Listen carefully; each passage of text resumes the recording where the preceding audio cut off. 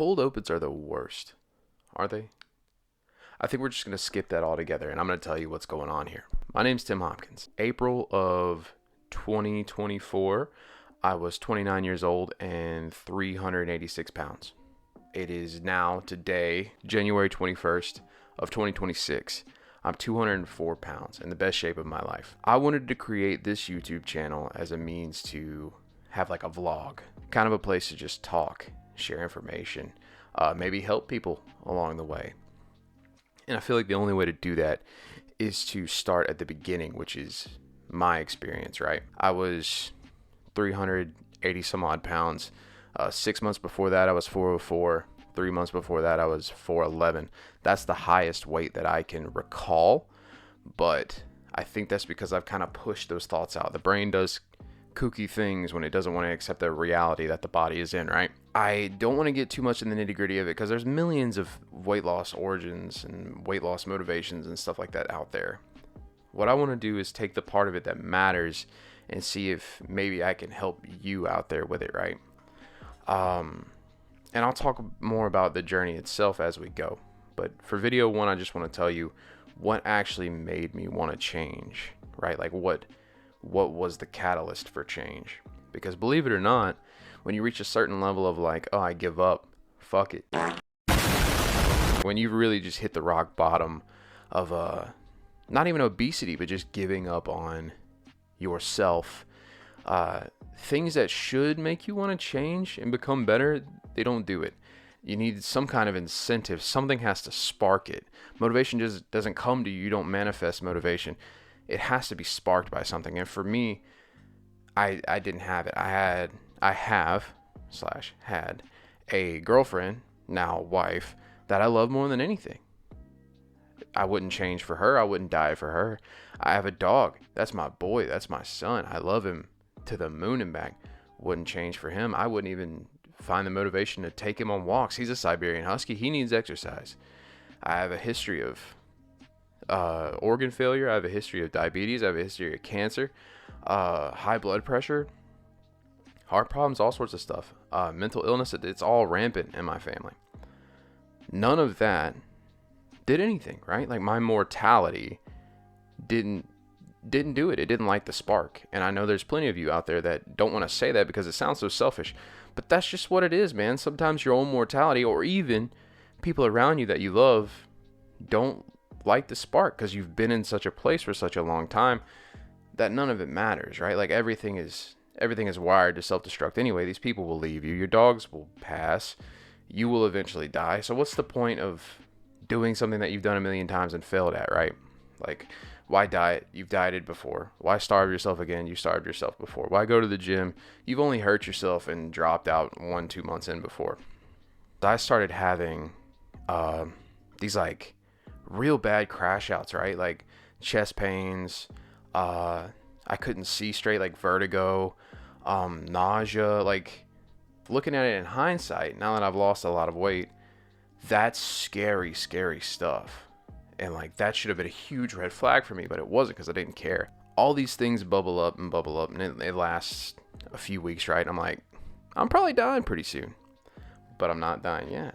So we're gonna eat a 2-pound bag of gummy worms and then have a full DiGiorno pizza for dinner the same night. Like that's what we're gonna do. That's the life we live. And then we might go to Taco Bell or something.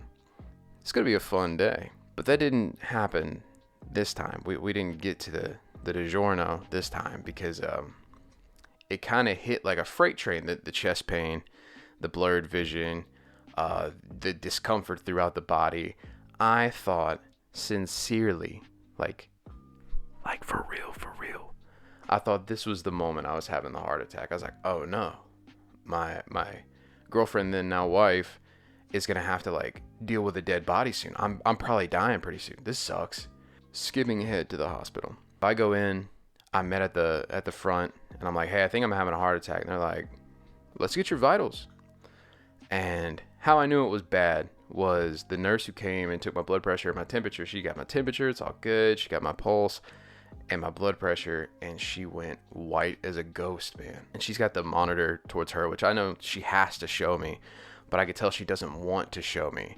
So she gets my blood pressure, and she just kind of goes white, and she looks at me and she says, I think you should like stay seated, and we should just be here for a moment. When I tell you the blood pressure was like stroke levels, it was at stroke levels. I was at like 227 over 140 or something like that. So they have me wait in the waiting room for like 3 hours. And at the time I was like, they're really gonna let me die in here. That's crazy.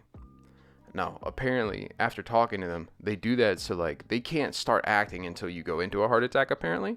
So they just kind of like let you stew in it until you either do or you don't, which I think is crazy, but that's how they do it. Fast forward, because we're getting way too deep into one story. It wasn't a heart attack. I was having a very severe anxiety attack, which I never really suffered with anxiety like that. Depression, sure, but anxiety, no.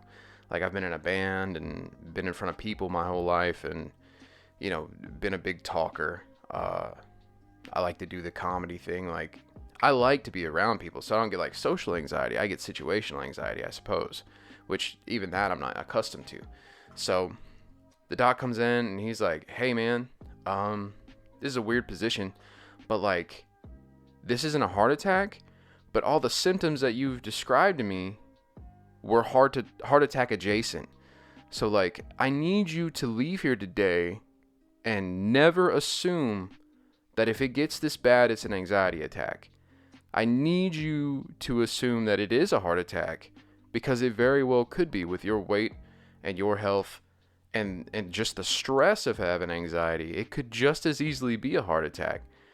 So don't assume that this is just anxiety, bro. And I was like, damn it, I've got heart attack anxiety. That sucks. What even is that? Who does that? Needless to say, you would think hearing a story like that is like, oh, that's what made him change. He thought he was going to die. He thought he was going to leave everything behind. No, I'm talking like within the week, I went right back to normal. And that's what life was, right? You would think in a situation like that, bro almost died. Didn't change a damn thing. And it wouldn't, because I didn't care about that. And I want that to kind of wrap around to the main point of this video, right? You have to find that thing that incentivizes you. You have to find the catalyst for change. And sometimes it's not a big moment. It's not mortality. It's not a loved one. It's not your depression. It's not the things that keep you feeling down. And it's not that your loved ones keep you down. It's the fact that they constantly have to see you in this state, and you constantly let them down. That brings you down. I'm saying you have to find that small little minuscule thing. If you're like me anyway, you have to find that small little minuscule thing that can light the spark. So I'll share mine with you, and that's how we'll wrap this first video up. I have loved Japan since I was 6 years old. Not just because of like Pokemon, Yu-Gi-Oh, and anime coming up. Nobody cares about that. I love Japan for many, many reasons. And my wife was like, okay, no matter what happens, hell or high water, we're going to Japan to get married. I was like, we'll see, bitch. And it happened. Flights got booked.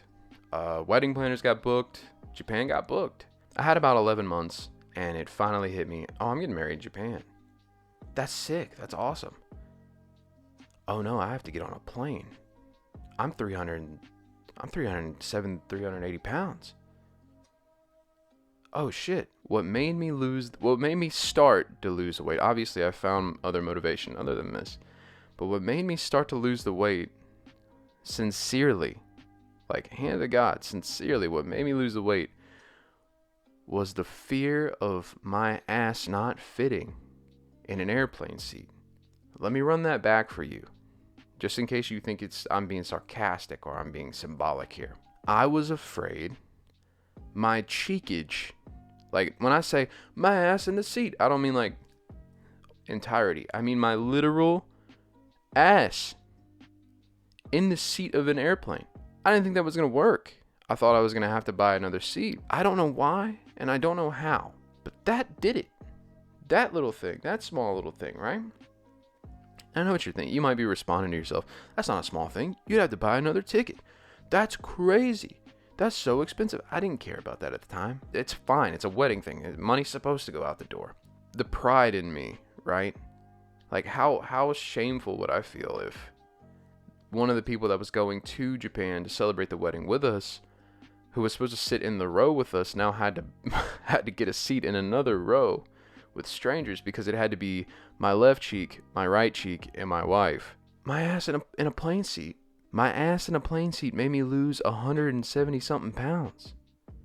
That's so minuscule, but me dying, having a heart attack, not being able to walk my dog, not being able to like look people that I admire and look up to in the eye out of shame. None of that did it. Cheeks and seats did it.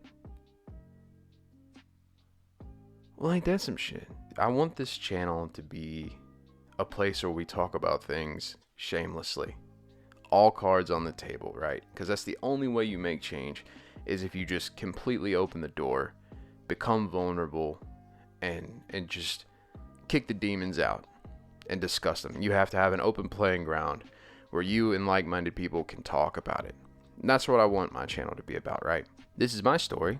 Hopefully, if you're watching this, you can put in the comment yours. If you've gone through a change, what inspired you? Was it a big thing, like some people are able to do, or was it a small thing? Did it take the small catalyst, like with me? I'd love to hear it. I'd love to respond to it in the comments. And if you've been considering making a change, but you haven't found that catalyst yet, why don't you tell me about yourself in the comments? I would love to talk to you about it. I'm still on my journey, of course, but I did take the step, and I've lost a fair amount of weight, and I'm very proud of that. I'm proud of who I am right now, and I'm proud of who I'm going to be. 2026 is going to be a big year, and I hope to bring you all along. And who knows? Maybe we can help each other out in the comment section and learn a little bit more about a little more stuff along the way. But until next time, this has been the pilot episode. Thank you for coming to Tim Time. I've been Tim. This has been my time, and I hope you've had a good time at Tim Time. And I'll see you on the next one, baby.